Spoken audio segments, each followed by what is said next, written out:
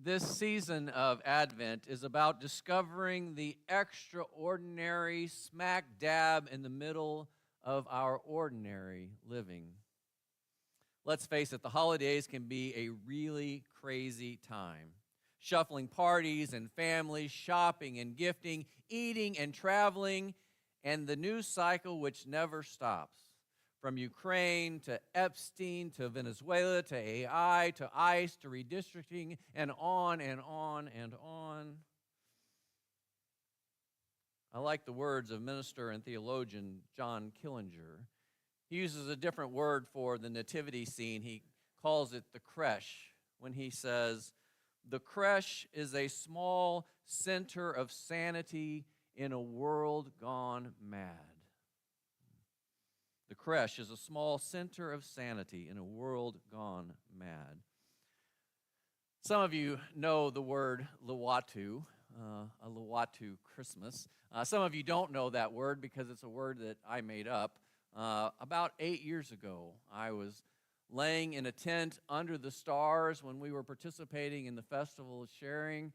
And in the middle of the night, it just came upon my heart and my mind to wonder how I might share the very heart of the Christian message without using churchy terms or religious terms. What is the goal of Christianity if I was to put it in terms that other people might be able to experience in a new way? And as I laid there and I pondered, I didn't hear a voice. This isn't straight from God. It's still filtered through the likes of me. But I got these words: alive, awake, attuned. The Christian spirituality is the invitation to these three. They're not churchy words. They're not religious words. They don't have all the Christian baggage that we usually bring to things. But this idea that we need to be alive, fully alive, breathing in the fullness of life and experiencing life and all that it can be. This week, Seth and Creasy are new to this area, and so Catherine and I invited them to our house where we had dinner, and then we bundled up and got in the car, and we went to Christmas in the Park. So you try to describe it to someone, and it's dark, it's cold, we're winding along this road with all these other cars, and they have these little hints, little elf here and little lights here. But it's when you finally come around that final corner and you see all of these lights just lit up and you just go, wow. To be fully alive and experience the moment and see what's right there before us that so often we miss, which is very much connected to being awake. To being awake and not just stuck in not only our own personal rut, but the rut that culture puts us in and says, this is what the season's about, or this is what living's about, or these are the things that you should be concerned about. Something that calls us beyond that, to be fully awake and not just going through the motions and sleepwalking through life.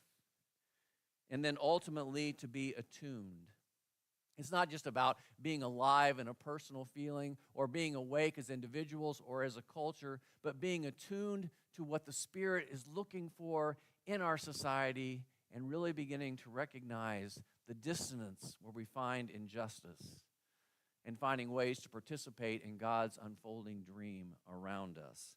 To be alive, to be awake, and to be attuned. And so I thought today I might explore how the Christmas characters are pulled into a state of liwatu out of their ordinary lives. We begin with Elizabeth and Zechariah. Zechariah at least is the one character that you think would be a part of a big Christmas story. He was the high priest, and as the high priest, he was doing what his role was, not only in the temple, but the one time a year that you go into the Holy of Holies. He's the only one that gets to go in there. As others are outside praying, he goes inside. And, I come to the church in the middle of the week, and if Gladys isn't here singing, it's a very quiet, lonely place.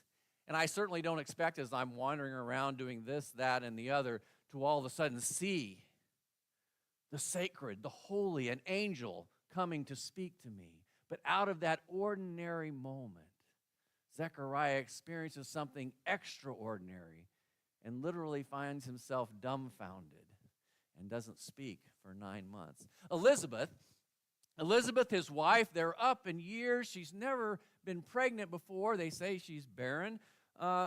She's sitting in the craft circle with the women from their town. And all the women are sitting there and they're talking about their children and their grandchildren, even their great-grandchildren. And she just sits there and listens and soaks it all in. And in the midst of that ordinary experience, discovers she's pregnant.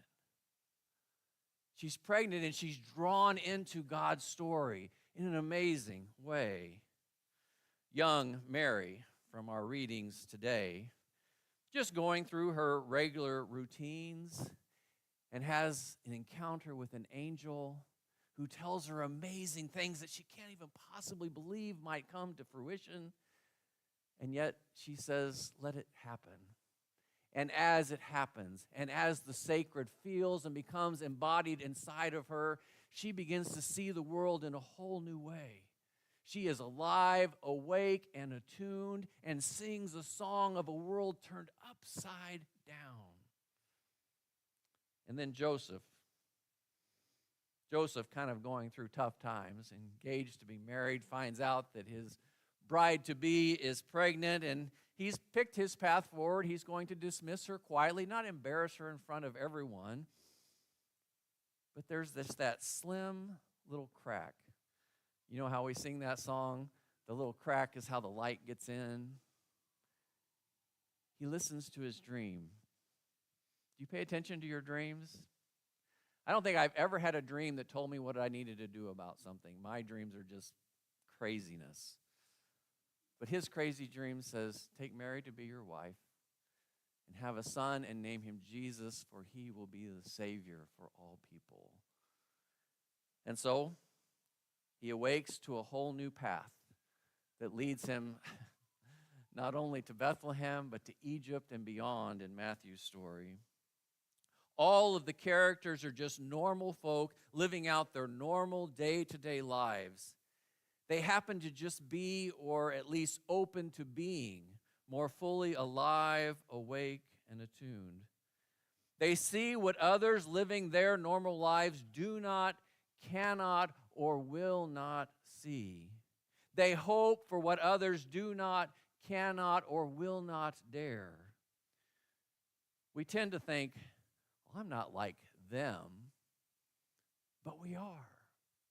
They were just normal folk. We are like them. Think of the characters yet to appear. The shepherds. Just a normal night, the same old hillsides, the same darkness, the same sheep, over and over and over again. I wonder if some shepherds found a sacredness in their daily routine, or if some of them had a wisdom that comes from long moments to just sit and ponder. King David was a shepherd that was open to playing and singing and dancing. I wonder if this Bethlehem group of shepherds was the first group the angels tried to appear to. Were there others who just could not perceive and thus did not receive the message of the angels? Are you in a place to perceive and receive God's good news for today? We had an opportunity to share some of that last Sunday afternoon. Here's an image of our dear friend Marcy coming up next, I think. There she is, second from the end here on the left, as we went out caroling, and she was so proud to have us. And we had 21 carolers, not counting Marcy, and her daughter and son-in-law who were there, and we sang there in the open area, and the people that were having lunch that would stop and sing along. It's just absolutely beautiful. And we made our way to 2 other places, singing and sharing that kind of joy and opening ourselves to these new possibilities. There's also in the story coming up those Eastern stargazers. Just a normal night of looking to the stars when one new star catches their attention. How many others never even looked? A couple years ago, you'll remember we had Ivy. Her real name is Soyoung, from South Korea, and she stayed with our family. Living in Seoul, Korea, I mean, if you've ever seen pictures, there's just these huge buildings, and there's so much light. It was almost as though she'd never seen a star before. When she looked out here at the stars in the sky, she was absolutely in awe. And there was a time that we were somewhere, and I looked up in the sky, and I saw the Big Dipper. And I thought, here's a great opportunity to engage Ivy and talk to her about, had she seen the Big Dipper before? But she had gone inside. So when she came back out, I said, hey, Ivy, do you all ever look at what the? When we looked up toward the Big Dipper, there were these about 12 lights in a string moving across the sky. I mean, at any point, you would think this is something like UFOs or whatever. Luckily, someone was able to use their phone and identify that it was Starlink, the satellites moving across the sky. And you have to look just for a moment, because it took about 12 seconds for it to make its way across the sky and our vision. And I'd looked before, that's not what I saw, and I looked later, and that's not what I saw. Are we looking and ready to see? Then we took Ivy to the Grand Canyon. I mean, you think Seoul has a lot of ambient light. We have a little bit. And when you get to the Grand Canyon, I mean, it's just wall-to-wall stars. And she couldn't soak it in enough. Just amazed to be there. Are you still in awe of the night sky? Then, these magi don't go straight to Bethlehem, but they come by way of Jerusalem and King Herod. I know some people have a practice at home or in their churches of the magi who are here. Obviously, they shouldn't be here in the story yet, but you actually move them around the church or around your home. They're traveling, so you bring them along. I would love to see the scene, what it would look like to see these travelers, these foreign holy travelers, confronting obscene power. What would that look like?